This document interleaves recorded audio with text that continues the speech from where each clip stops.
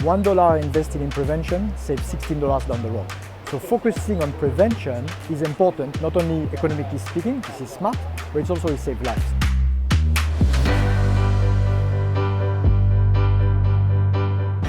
Today on Expert Answers, we're asking how to address poverty in countries that are either fragile or in the midst of violent conflict. The data shows us that in recent years, violent conflict has spiked to levels not seen in 3 decades.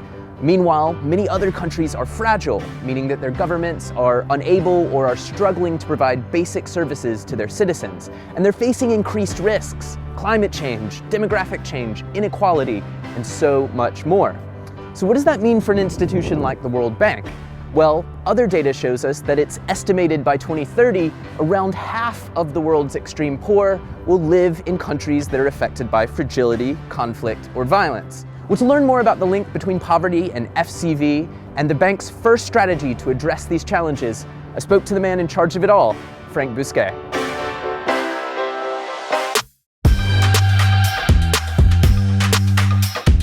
Frank, we have this term FCV, fragility, conflict, violence. Can you unpack that a little bit, help us understand what exactly does that mean? So fragility, it's about countries, states that have deep governance issues and lack of capacity to provide basic services to citizens. Services in terms of justice, rule of law, but also basic services, education, health. And that's typically happening when states do not have the capacity to address some key drivers of fragility, which can be environmental, social, economic exclusions. So something like climate change could make them fragile? That's definitely part of it, obviously. So that's what we define by the notions of fragility. Conflict, we understand, we know what it is, and violence, that's what gang violence, interpersonal violence, gender-based violence. One of the big questions I have is, the bank's always kind of worked on FCV, but now this is like, if I'm not mistaken, the first big FCV strategy that the World Bank is rolling out. What has changed? Like, why is that new strategy needed today? Well, you are right. The bank has been involved in fragility, conflict, and violence over the past decades.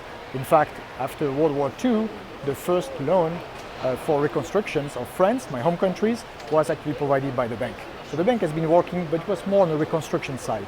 And over the past decades, the bank has been progressively involved more and more across the fragility spectrum. So it's not only about the reconstruction, but it's also working more and more in crisis and conflict situation. So let's talk through this new strategy. Walk me through some of the key points of it. What is it attempting to do? The strategy is really building on all the progress made by the bank over the past decades. Over the past few years, we have significantly scaled up in terms of financing, but as important as financing, the strategy aims to provide guidance to maximize our effectiveness on the ground depending on the situation. Working in FCV is a core mission of the bank. Why? Because overall, over the past decades, poverty has decreased, except in those countries impacted by fragility, conflict, and violence, where poverty is increasing. When it comes to prevention, the bank, as you said, was born out of World War II and helping reconstruct Europe. Now we're looking at trying to head off conflict. Is that really the bank's job? Has the bank done this before? Definitely. It's in fact proper development. $1 invested in prevention saves $16 down the road. So focusing on prevention is important, not only economically speaking, this is smart, but it's also to save lives. And then on assisting during conflict, when I think of big intergovernmental organizations working during conflict, I think of like the UN Blue Helmets or NGO actors like the Red Cross, Red Crescent. I don't think of the World Bank necessarily. Like, is the bank set up for this? Is it really going to be working actively in conflict zones? Now, does it mean that we're becoming a humanitarian agency or a security agency? We are not. But what it means is that we have to work with other actors to have the security needed to provide development. So the bank's core comparative advantage is really not to provide humanitarian aid, water, or blankets. It's about strengthening institutions for service delivery, strengthening the resilience of the states so that conflict doesn't spread across the countries, but also to help building back better and faster. Talk me through some of the practical changes about the way the bank operates that are going to be a result of this strategy. So a number of changes. First, as I mentioned, we are really scaling up our financing. So basically we are putting our resource for those countries that are impacted by fragility, conflict and violence and scaling up significantly. But the whole strategy is not only about financing. First, it's about putting our best resource, meaning human resource, our staff, on the ground. second focus of the strategy, the first one being personnel, human resource. The second focus is about partnership. Again, I insist because it's very important. We discussed partnership is key because all those protracted crises requires partnership between institutions that have different mandates. So as we sort of wrap up here, talk to me about the overall goal with this new strategy. Like, what do you hope that it accomplishes?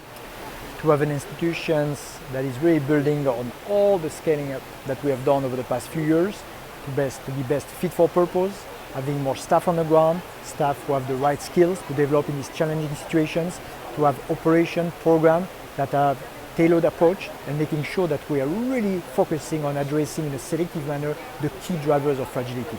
So it's really stepping up, not only with the financing, but also in maximizing our impact at all levels, policy, programming, personnel.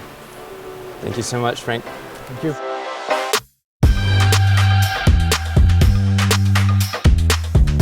A huge thanks to Frank Bousquet for his time. If you want to learn more about fragility, conflict, and violence, and the bank's first strategy to address some of these challenges, head on over to worldbank.org.